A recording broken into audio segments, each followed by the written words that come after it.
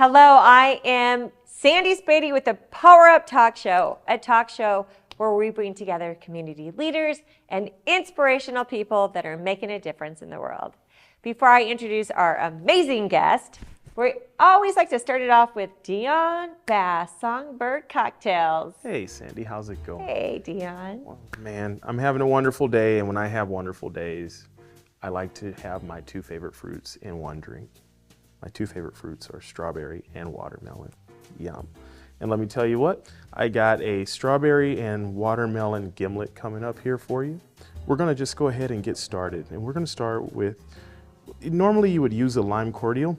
Instead of using a lime cordial, I'm simply gonna blend a neutral grain spirit, fresh squeezed lime juice, and sugar. Feel free to try this at home, even though I'm a professional. We look up to you. All right, so once we have that, it is a very simple process. We're gonna take our watermelon spirit, which is Absolute Watermelon, which is one of my favorites ever. It's wonderful in every summer cocktail you've probably ever had. And then I like to add just a little bit of dry carousel to give some layer and body to cocktails that I make. Not very much, just a pinch, enough to let you know you're alive. And then we're gonna go ahead and Beyonce this cocktail.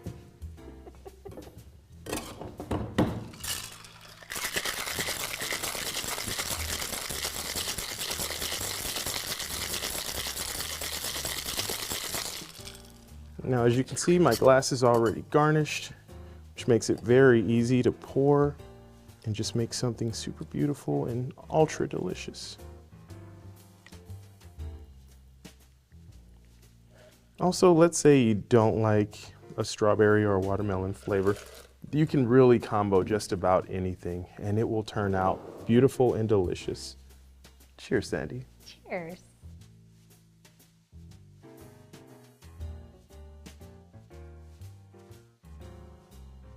Alrighty, let's have a cheers to this amazing, beautiful creation of Deion. You know, you can hire Deion for events.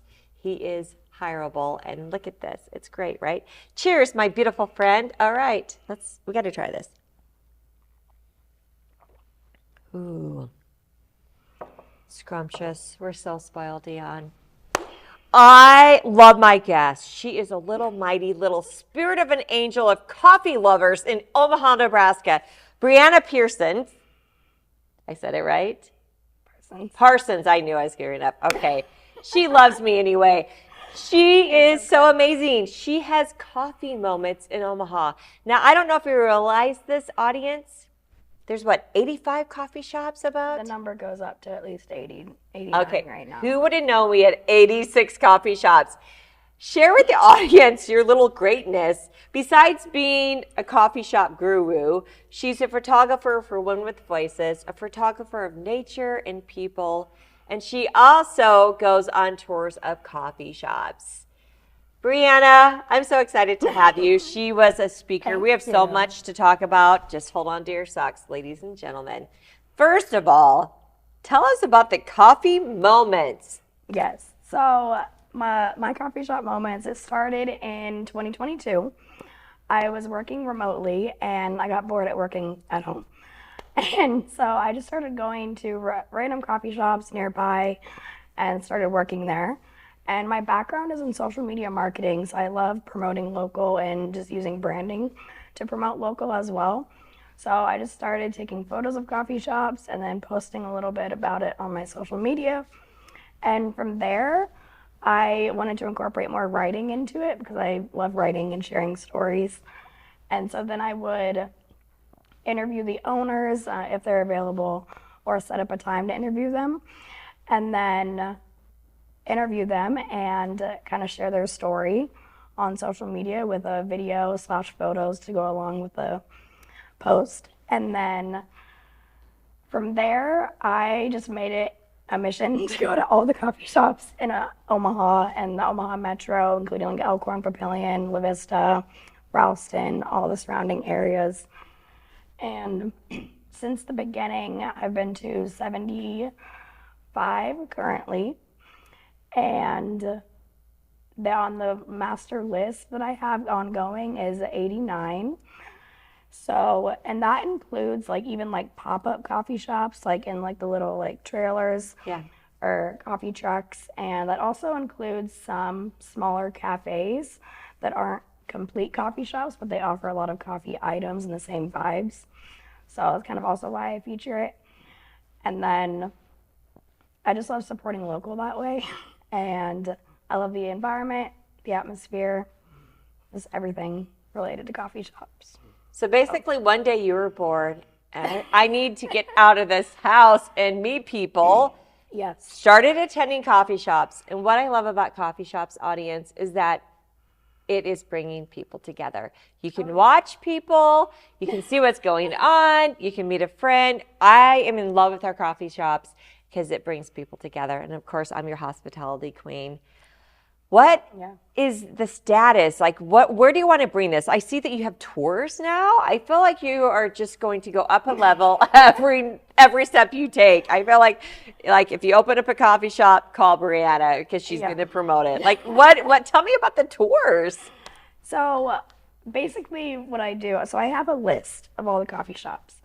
And when I have time to go to them, I go to the coffee shops and interview the owner on the spot. I've actually had that opportunity sometimes where some owners would just be available and let me interview them on the spot. Dave, specifically at Legends Comics and Coffee, did that, and I loved that conversation with him. It was a really great story, so shout out to Dave. And some of the other awesome experiences I've had is at Sozo Coffee Shop. That owner's story is really amazing.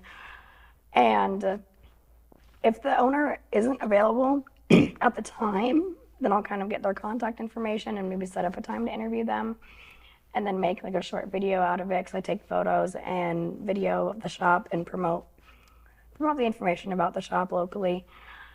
And then from there, I've also had the opportunity to partner with a local videographer, Brandon King, and he did some short videos for me on Yure's Cafe, which is down on Vinton Street near like South Omaha. And that one was like a full-on interview with the owner, like videotaped and recorded and everything. And so that's kind of what I'm about to do next, start reaching out to local coffee shops and doing more in-person interviews to get the broader story and support local that way with a video and more pictures. What I love about Brianna is she organically just started this, right? She's like, I love coffee. I'm going to go to coffee shops. And I saw that video, and it was a great video. And I think you're onto something. I think when you can talk and people see you, a lot of years of TV advertising and creating commercials is that you're building an experience to get to know someone that you would never have known before unless they do that video. So anyone out there at the coffee shop, I would not hesitate to get a hold of Brianna to do an interview because it brings them to life. It brings you get to know people. Every day I tell people, just be yourself, do a video, a reel, and let us get to know each other. Yeah, definitely. And what you were saying about bringing people together, like even aside from the owners, the people that I've met at the coffee shops just bring me inspiration. And there was one time I just met just a random person. I didn't know them before, but I met a random person. His name's Rory, and he is just amazing. And we've kind of stayed in contact throughout this time that I've known him, but it's all because I met him at a coffee shop. And knowing him has just brought me to some awesome experiences that I never would have imagined. And so just me being able to go to a coffee shop and be there and talk to the owners, but then also connect with customers that are there as well. And that leads to amazing experiences that I would have never imagined. It's building those stories. I love building stories. We are all a story. And I'm working on a book on communications and the connecting, right? Oh, I love Our that. life is connecting and sharing our stories. Speaking of stories, this beautiful soul right here was one of our speakers for the Women with Voices we had a multiple 4 people in October, I believe. It was last year. domestic violence, depression, suicide awareness, so many different things, breast cancer. And she was on a panel and she shared her story. She is a living miracle, boys and girls.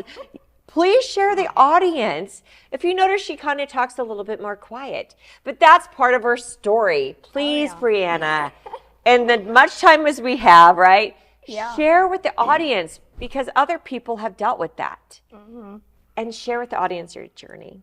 Yeah, so just to kind of recap my whole life story, I was born prematurely and my airway wasn't completely developed, and so I had to have airway reconstruction surgery. And I've had multiple surgeries throughout my entire life, over 50 really. And I have multiple scars all over my body to resemble that, and I don't go a day without realizing like my battle scars that I have like all over me. And through that journey, I just had multiple surgeries. My voice is kind of quieter and raspy, just because my vocal cords weren't developed when I was born, and they never will be fully developed. And from there, I always kind of struggled with being different when I was younger, because I mean, my voice was different first off, and then my breathing is also a little bit different as well because of all the airway surgeries I've had. So I deal with like bullying and just kind of being an outsider and not really fitting in anywhere. And but as I've gotten older, I've realized that being different is okay, and I love being different. I don't want to be like anyone else, because I'm me. And just through that whole experience, it also affected my mental health, but I didn't realize it affected my mental health until I was a freshman in college. And I shared my story at a mental health forum with Active Minds, which is a local mental health organization like across college campuses.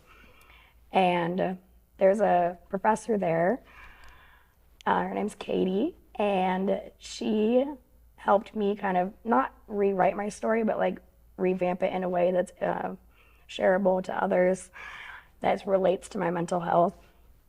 And she kind of spearheaded how I would share my story moving forward when it relates to mental health. And then, so then I was officially diagnosed with anxiety, OCD in college.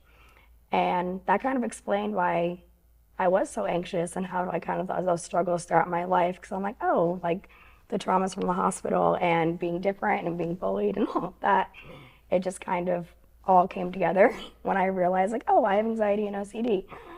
And then I actually started seeing a therapist, and my therapist is actually who helped me come up with the My Coffee Shop Moments title. Did not know that.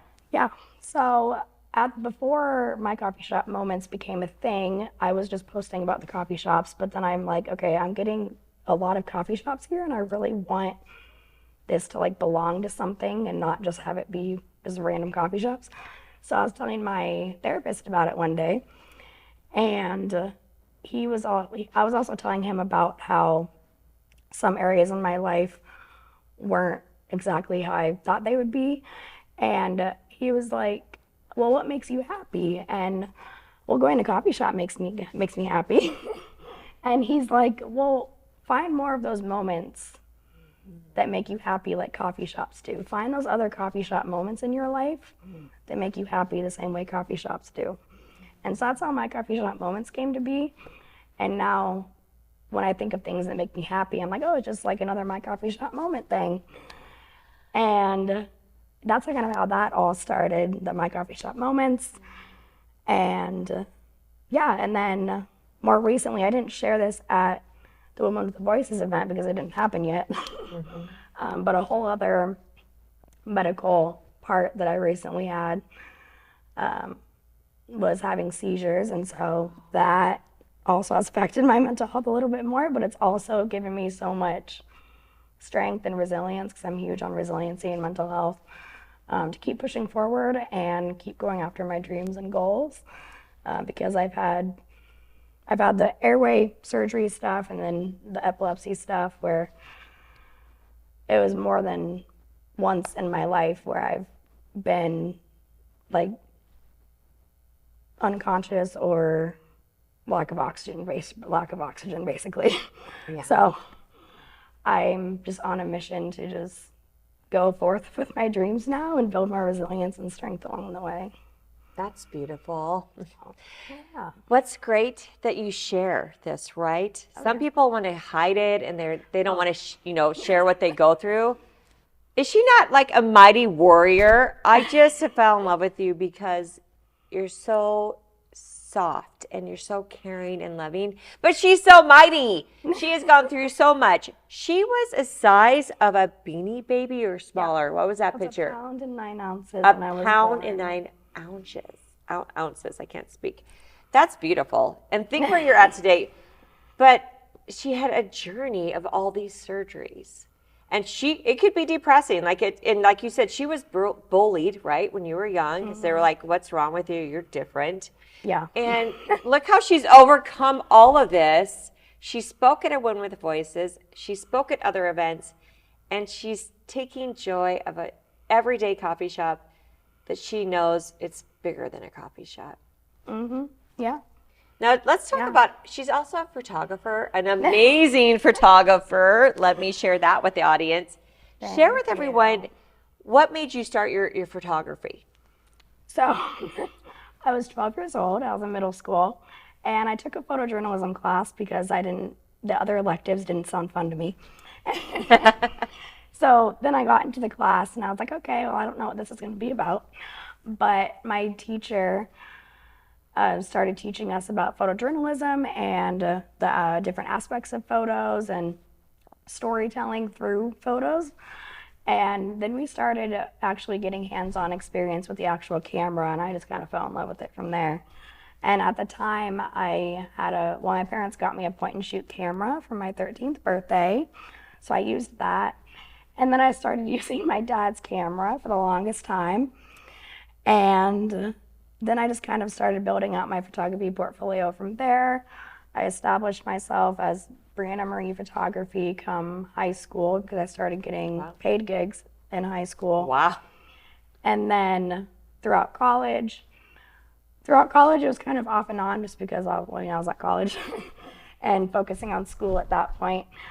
But I still did photos, and a friend and I actually started the photography club at my college because it wasn't a thing, surprisingly, even though photography is such a huge thing, but it was not a thing. Wow. So you go to parties and like take pictures of like people being cool, or like what would you do? Because there's so we're all like social media, right? It's huge. That was before that was all happening, right? Or was it the beginning of it that you would take pictures at different events, or how'd that work? So I didn't really get into event photography until I started with Women with Voices, really. I didn't do much event photography before that, maybe like one here and there, but not a whole lot. But I started out with people, and then I got into like families and couples. And then whenever I'd go on family vacations, we'd always be taking pictures of like nature and architecture. And so then I started doing architecture, nature, and animal photography. And then I sell those at vendor markets here in Omaha and or around in the area. And then connecting with the coffee shop. So too, I actually had, there's like a limited time that the photos were up, but because I love supporting the coffee shops and local, I got some of my photo prints in 13th Street Coffee last year, so that was pretty cool. And then after all of like people photos and nature photos, then I kind of started going into event photography when I started with Women with Voices. So shout out to Sandy for that. But yeah, I definitely would not be where I'm at today. Well, without God, because He is light in my life. My boyfriend Jeremiah. I love him. I love him. He's been a great support. Of course, my family, my mom, dad, brother, sister, my best friend.